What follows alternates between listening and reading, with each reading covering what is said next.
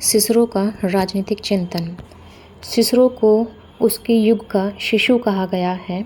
उसका समस्त राजनीतिक चिंतन समकालीन रोमन राजनीतिक जीवन से संबंधित था।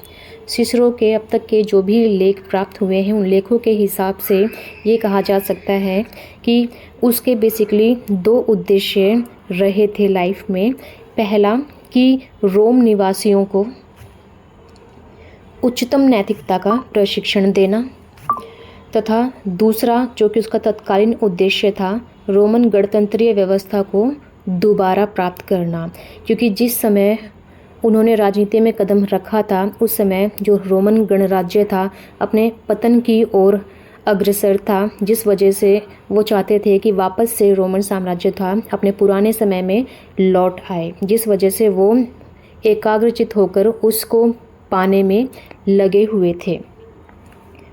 रोम के सम्मुख अगर देखा जाए, एक और तो एक आदर्श राजनीतिक जीवन का मापदंड स्थापित करना चाहते थे, तो दूसरी ओर रोमनों का ध्यान वह इस तथ्य की ओर भी आकर्षित करना चाहते थे कि अपने इतिहास के अब तक के अधिकांश काल में रोम आदर्श राजनीतिक जीवन की दिशा में बढ़ता चला जा रहा था। लेकिन रोम के जो उस टाइम के जो राजनेता थे, उसके राजनीतिक जीवन को गलत दिशा में मोड़ रहे हैं।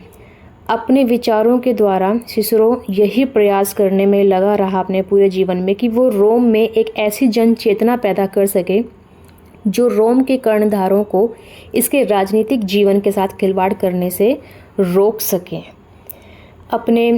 उसने जान गंवाकर भी अपने पहले उद्देश्य को प्राप्त करने में सफल नहीं हो सका, और दूसरा उद्देश्य भी इसी वजह से कभी सफल नहीं हो सका। साम्राज्यवादी ताकतें अपने पैर पसार चुकी थी। इसी वजह से इस पूरे सिसरो के जीवन काल को देखते हुए सेबाइन ने अपने शब्दों में कहने की कोशिश की है कि साम्राज्यवादी शक्तियों को नियंत्रित करना मानो इतिहास की घड़ी को पीछे लौटाना था।